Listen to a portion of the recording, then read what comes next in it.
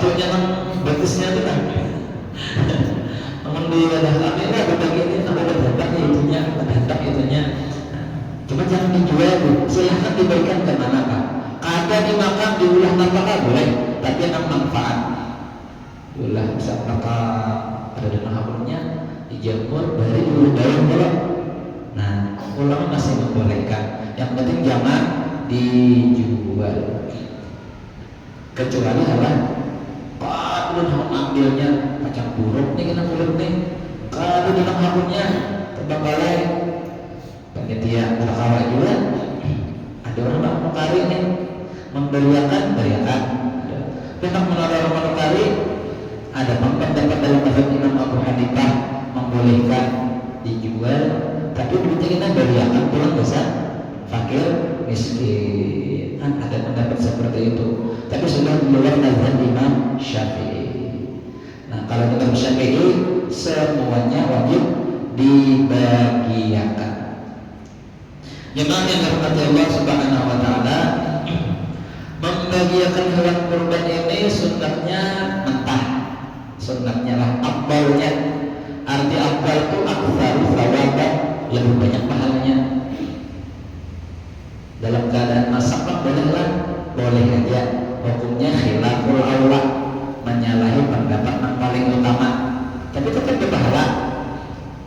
Siapa dapat bagian dari hewan kurban nih? Sebagian diarahkan diselamatkan dan orang kan cuma dari masak kan? Boleh kan? Boleh. Cuma hukumnya khilaful aula, menyalahi pendapat yang lebih utama. Ibaratnya ini berpahala aja, cuma dia dibagi mentah lebih kenal pahalanya. Makanya kita kadang hendak jual nih, haru salah makan, pas mahal pulang misalnya nah, di Zulhijjah nih, salah jual kayak apa nih? Maka guru-guru membijaksanai, jual guru-guru minimal ada yang mentah kita berikan sebagian orang, sisanya kita masaki dari bagian kita nih, boleh. Inilah tentang daging kurban. Jemaah yang dirahmati Allah Subhanahu wa taala, apalagi lah. Nah, satu sapi kawal 7 orang. Boleh niatnya kurban, ketujuhnya boleh. Sahajaku. Bahasa Indonesia aja kita sudah kadang-kadang sahajaku, menunaikan ibadah kurbanku sunat karena Allah Ta'ala.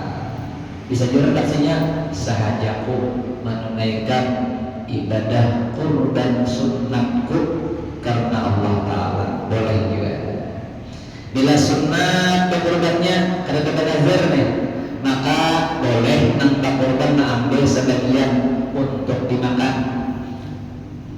Tapi kalau tadi diserahkan kepada panitia, maka diambil yang sesuai kebiasaan panitia. Misalnya saja 5 kantong, jadi sinilah kami mau menggaliakan, sisanya kami bagi kemana-mana, panitia sebagian, umpatnya ya aturan yang ada, karena kita menyerahkan sudah. Maka aturan Tuhannya berlaku nih. Ada yang penyimpul di panitia kan, saya menyimpulnya itu keambil yang kedala itu. Jadi diizin sama panitia, panitia boleh dah nyar. Untuk upah nang memotong, sarankan menyebut upah juga nih, menyembelih kayak apa? Jangan dari bagian kurban nih, maka nambah kurban ya, kumpulan lebih sedikit. Misal saya punya kumpulan 1.500.000 misalnya, atau 3 juta saya kurang untuk satu sapi orang ketujuh, lebih ya saya 3.100.000 ya. Nah 100.000-nya untuk operasional, namanya menyembelih, nukar kopi, nukar ini itu, misalnya bahan operasional nih. Lalu kadang-kadang belah ada ya motong sambil masak, dia beli dari daging kurban tadi. Nah ini kayak apa? Maka guru-guru itu dapat dahulu lawan ampun kurban yang ketujuh nih lah, bagian berhentian nih kan ambil sedikit berdahulu kita kesan dimakan panitia berkaan. Nah maka boleh aja mengkandung bisa-bisa kalau dia ada izin-izinan tuh pemakan, nah kada jelas lagi. Jadi berizin berdahulu. Karena kan hakikatnya ini nih daging ampun nang kurban.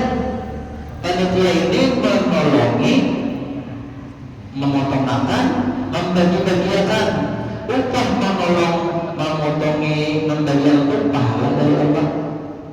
Pahala dari Allah upahnya harus ikhlas. Menolongi, memotongi ibadah, nang kurban pun ibadah. Maka berlaku wa ta'awanu 'alal birri wat taqwa, saling tolong menolonglah urusan kebaikan dan ketakwaan. Nah, jadi tinggal dikomunikasikan aja. Nah, betul. Nang kurban itu insyaallah nyaman aja ya lo dipandiri. Terus juga bila sudah kurban dipotong di sini, maka ulama kita membaginya sekitar situ juga. Fakir miskin di sana yang diberi. Nah, orang yang mampu boleh juga diberi sebagai syiar. Kalau orang kurban mampu boleh untuk dimakan, maka dia dimasakin Allah, dijual atau boleh. Saya nama kurban inilah, dijual pintul misalnya jual, masakin sebalik, ulah pintul sebalik, jual pintulnya, nah itu kan boleh. Boleh. Kalau orang menerima kan menerima kurban nih, kan nih kalau orang warga nih dapat diberi orang lagi kurban, ampuninya sudah, maka ujar ulama ini etika malah sebagai etika hukum nih. Kalau orangnya sugih, kada boleh menjual dimakan aja atau beri orang lain. Kalau orangnya kada mampu, perlu dulu dijualnya boleh. Terus sudah ampuninya sarinya, dijual lah, diulah beton, jual betonnya boleh. Terus sudah sedekah orang kepadanya. Dengan kurban, kada boleh menjual. Mampu memang seberapa kurban nih? Kebanyakan ulama mengatakan mengkawa sepertiga dia ambil. Tapi namun sebagai seorang menang panitia ada orang mengulang berataan, ya sama tuh orang kebiasaan saya itu nanti kita ambil. Misalnya aku minta sedikit sekali makan aja, kadang ambil berapa kantong tuh bagiakan aja kayak gitu, itu lebih afdal. Makin banyak sedekahnya, makin banyak nilai pahalanya. Jemaah yang dirahmati Allah Subhanahu wa taala. Nah, jadi kurban ini kita berniat lah, mudah-mudahan kita juga kawan gawinya. Oh iya, ada sedikit lagi. Bagaimana hukum melaksanakan pemotongan hewan kurban di halaman masjid? Ada kalau di YouTube tuh yang mengharamkan. Ada lah, yang pernah buka ada kan dari Jawa. Maka ulama cari buka. Ternyata ulama banyak aja memperlihatkan, termasuk MUI Kabupaten Banjar Martapura memperlihatkan. Dalilnya buat juga. Jadi intinya yang penting jalan di dalam masjidnya. Itu intinya. Nah di tempat parkiran halaman kan parkiran boleh. Yang penting indahnya dibatasi. Rahbah masjid, harim itu adalah bagian luar masjid, lalu di pagar teras lah. Nah terasnya jangan situ nyembelih haram, karena itu tempat sembahyang. Tapi kalau sudah diletakkan sandal harus keluar itu boleh. Andai karena ada tempat lain lagi, hingga masjid ada tanah luas kosong, ampun tanah, pakai aja. Nah di situ kan urusannya darah dikit-dikit sarang ulama. Urusannya kan ini najis nih darah nih, walaupun itu menjadi pahala sarang. Maka kondisional saja. Nah, artinya ulama itu tidak pendapat ya tujuannya baik aja. Mungkin yang mengharamkan itu karena di daerah sana, di daerahnya atau di negara itu baru sekali ada disembunyi lagi kira-kira orang sembelih yang alim sarang tapi yang beli bebek. Nah, wajar seperti itu. Kalau daerah kita, apalagi di kota-kota besar kan, rumah tuh halamannya dari tadi ada, tanah kosong ada juga. Nah ada cuma kalau luas di hadapan masjid, lawan di hadapan sekolah, ini memanfaatkan ruang-ruang yang ada. Lalu bolehkah melakukan stunning? Stunning itu pemingsanan hewan sebelum disembelih. Ini sering berlaku di RPH kan, rumah penyembelihan hewan kan, di tim sampurna siap hanya sembelih supaya ada haknya, tidak ada melawan. Nah ini MUI membolehkan dengan catatan itu cuma sementara memiksanakan dan tidak menyakiti, tidak menyiksa, dan juga itu menurut ahlinya tidak merusak status hayatul mustaqirrah, artinya hidupnya hewan ini kada terancam dengan gara-gara dipingsanakan tadi.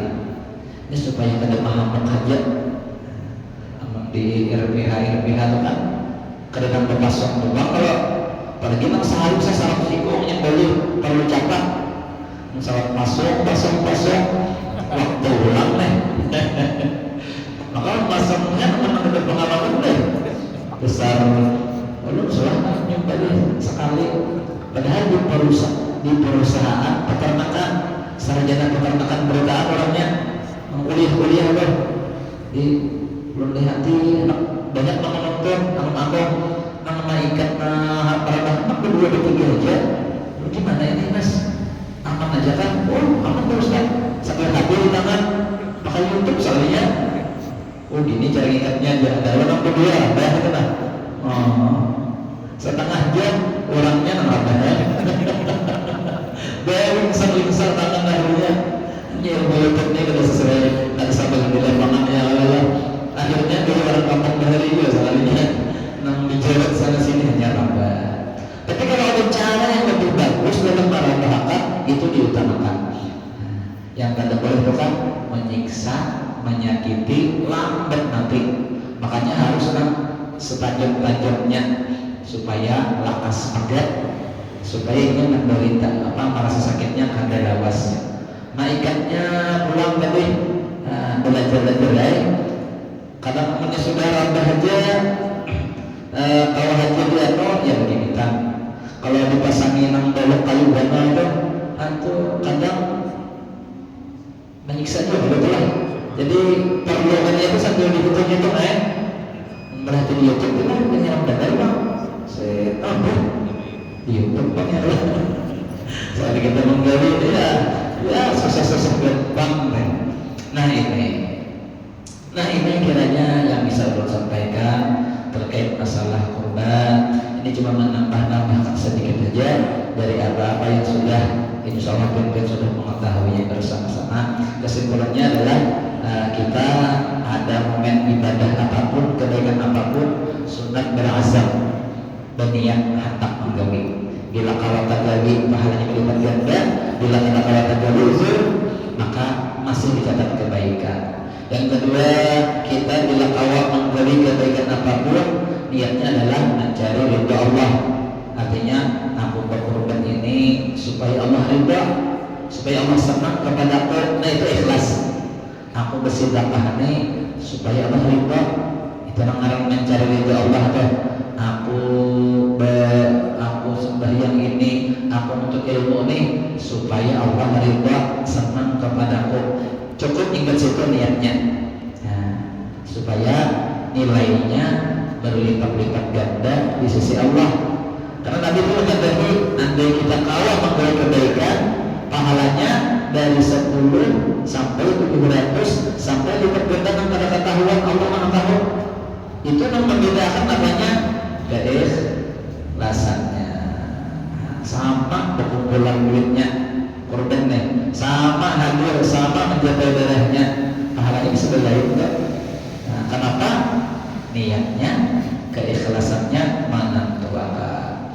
Mudah-mudahan semua amal baik kita diterima Allah. Mudah-mudahan dosa-dosa kita diampuni Allah. Mudah-mudahan hajat-hajat kita yang baik ditunaikan Allah, dan doa-doa kita yang baik-baik semoga dikabulkan Allah.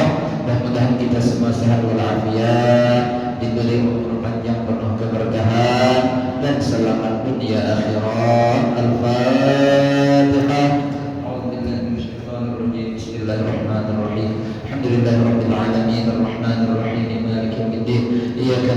وإياك نستعين اهدنا الصراط المستقيم صراط الذين أنعمت عليهم غير المغضوب عليهم ولا الضالين آمين آمين آمين يا الله مولانا يا رب العالمين بسم الله الرحمن الرحيم الحمد لله رب العالمين اللهم صل وسلم على سيدنا ومولانا محمد وعلى آله وصحبه أجمعين اللهم إنا نسألك سلامة في الدين وعافية في الجسد وزيادة في العلم وبركة في الرزق وتوبة قبل الموت ورحمة عند الموت ومغفرة بعد الموت وعفوا عند الحساب وأمانا من العذاب ونصيبا من الجنة وارزقنا النظر إلى وجهك الكريم برحمتك يا أرحم الراحمين اللهم افتح لنا أبواب الخير وأبواب الرحمة وأبواب البركة وأبواب النعمة وأبواب القوة وأبواب الصحة وأبواب السلامة وأبواب العافية وأبواب الجنة اللهم عافنا من كل